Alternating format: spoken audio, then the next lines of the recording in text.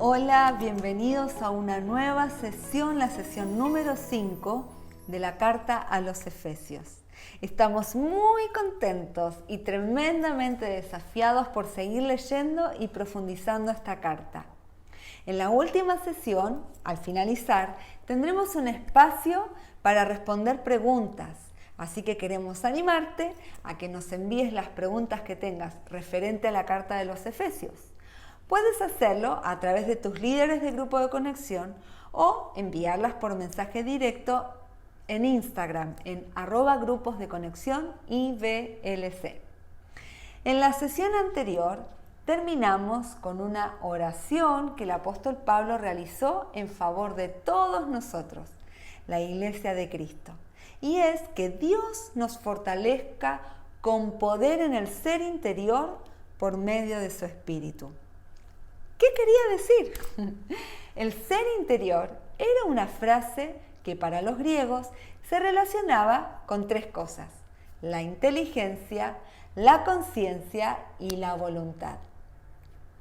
El fortalecimiento del ser interior viene cuando Cristo establece su residencia permanente en el interior de una persona. El secreto de nuestra fortaleza está en cultivar una vida íntima con Jesús. En los primeros 3 capítulos de Efesios, Pablo se ha referido a las grandes y eternas verdades de la fe cristiana y de la Iglesia en el plan de Dios. Desde el capítulo 4, que es el que comenzaremos a revisar hoy, empieza a enseñar sobre cómo debe ser cada miembro de la Iglesia para que ésta lleve a cabo su parte en ese plan. Antes de empezar este capítulo, recordemos una vez más que el pensamiento central de la carta es que Jesús ha traído un camino, el camino de la unidad en un mundo desunido. Este camino es por medio de la fe en Él. Y es la misión de la Iglesia, el proclamar este mensaje a todo el mundo, comenzando por tu casa, tu vecindario, tu lugar de estudio, de trabajo y hasta lo último de la tierra.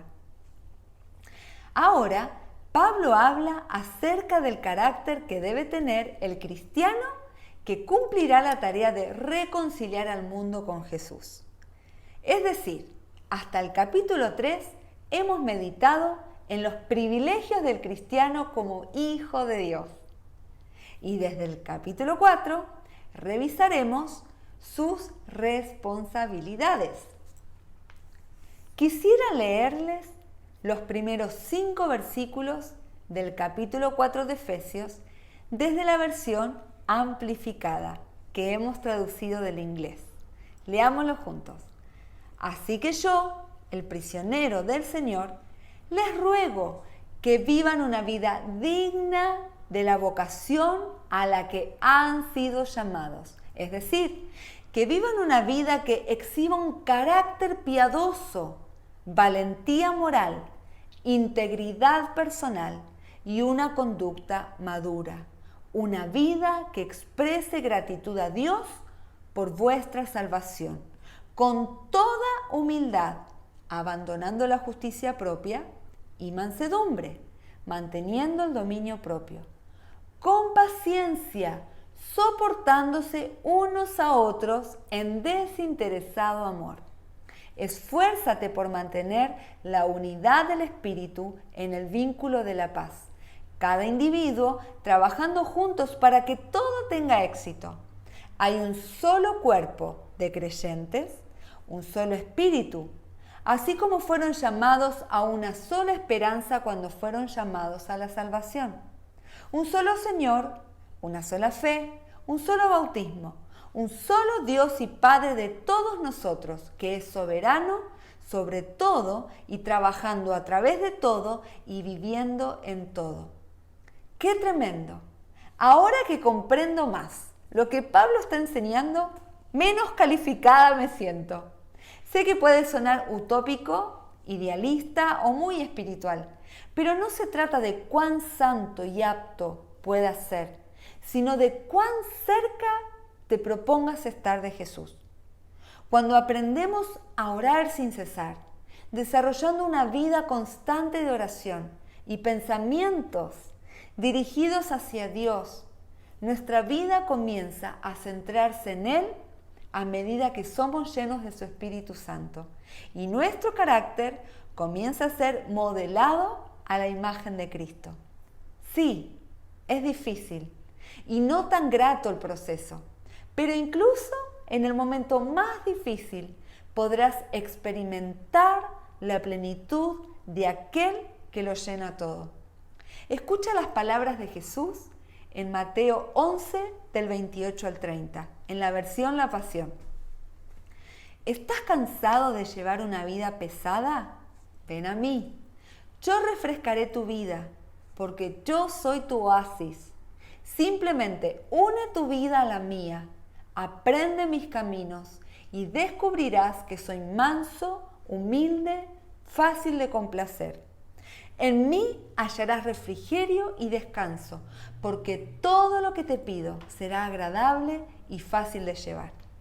El Padre es fácil de complacer. Lo único que nos pide es que nos unamos a Él y todo será consecuencia del fluir de su ADN a través de nosotros. La única vez donde Jesús dice que aprendamos de Él hace referencia a aprender de su humildad. En los días antes de Jesús, la humildad se consideraba una cualidad cobarde, servil y sin nobleza. Sin embargo, el ejemplo de Jesús colocó a la humildad a la cabeza de todas las virtudes. Entonces, ¿de dónde procede esta humildad cristocéntrica y qué conlleva? La humildad viene del conocimiento propio. Se produce cuando nos miramos a nosotros mismos y somos conscientes de nuestras debilidades, nuestro egoísmo, nuestro orgullo, nuestros fracasos en las relaciones personales, etc. Podremos ser humildes cuando dejemos de compararnos con otras personas, porque siempre encontraremos algo mejor en nosotros mismos, y nos comparemos con Jesús. Cuando nos comparamos con la perfección y el ejemplo de Jesús, es cuando podremos sinceramente ver nuestros fracasos. Nos encontramos en una absoluta dependencia de Dios. La segunda virtud que debemos desarrollar, como nos exhorta el apóstol Pablo, es la mansedumbre. Y esta palabra en griego se usaba para definir a un animal que ha sido domado y domesticado para obedecer y estar perfectamente controlado. ¡Wow! Tremendo. Por tanto, la persona que desarrolla mansedumbre tiene todos los instintos y las pasiones bajo control. En el Antiguo Testamento, la mansedumbre era la virtud que los israelitas habían puesto en práctica cuando sufrieron pacientemente los malos tratos que les daban y en lugar de vengarse personalmente de este injusto proceder hacia ellos, se refugiaban en Dios. En el Nuevo Testamento, la mansedumbre se refiere casi siempre a la actitud que el cristiano persigue al relacionarse con los demás.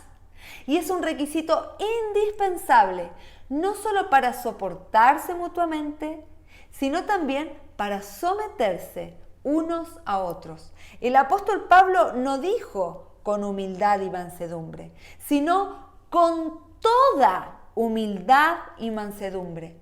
Es que estas dos virtudes se necesitan de forma total y constante para poder cumplir con la actitud que a continuación menciona el apóstol Pablo en el versículo 2. Soportando, tolerando las faltas de otros en amor. No tienes que ser íntimo amigo de todas las personas, pero sí tienes que aprender a soportarlas en amor.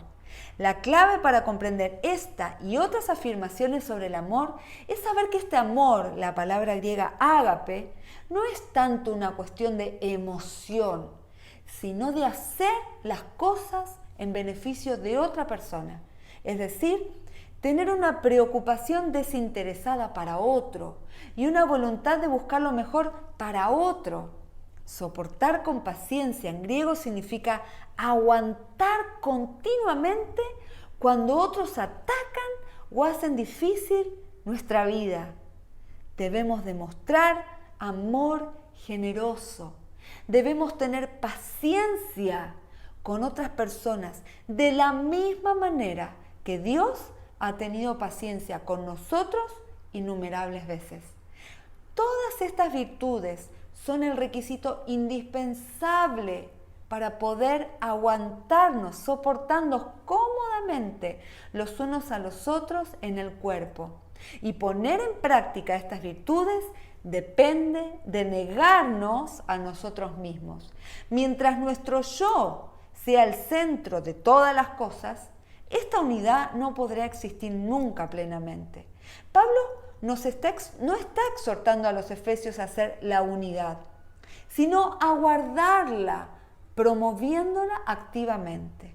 En una sociedad donde el yo domina, las personas no pueden ser más que una colección desintegrada de pequeñas islas individualistas en guerra. Pero cuando el yo muere, muero a mí mismo, a mis derechos, a mi suficiencia, a mi orgullo, etc. Y Cristo ocupa el lugar más importante en mi corazón, entonces se produce la paz, la unidad, que es la mayor característica de la Iglesia de Cristo. Como vimos hace un par de sesiones atrás en Efesios 2:20 al 21. Pablo dice, juntos constituimos su casa y la piedra principal es Cristo Jesús mismo. Estamos cuidadosamente unidos en Él y vamos formando un templo santo para el Señor. A continuación te dejamos un par de preguntas de diálogo o para tu tiempo de meditación. Número 1. De las virtudes que revisamos en la sesión de hoy, humildad, mansedumbre, paciencia y amor, ¿con cuál te sientes más desafiado? ¿Por qué? Número 2. ¿De qué manera tú puedes manifestar la unidad en la iglesia? ¿Te animas a tomar algún compromiso? Y el desafío para esta semana. En esta oportunidad queremos invitarte a que leas el capítulo 4 de Efesios en la versión amplificada. Lamentablemente esta versión está disponible solo en inglés, pero la hemos traducido para que tú puedas meditar en ella. Te dejamos un PDF a través de tu líder de grupo de conexión. Y queremos motivarte a que si tienes ganas de seguir leyendo en otras versiones, leer otras versiones a veces trae luz sobre pasajes difíciles de entender. Te invitamos a que descargues la aplicación de la Biblia en tu celular o en un tablet y puedes acceder a otras versiones de manera sencilla. Y recuerda que puedes enviarnos las preguntas que tengas acerca de Efesios a través de tu líder de grupo de conexión o a través de nuestro Instagram @grupos de conexión IBLC.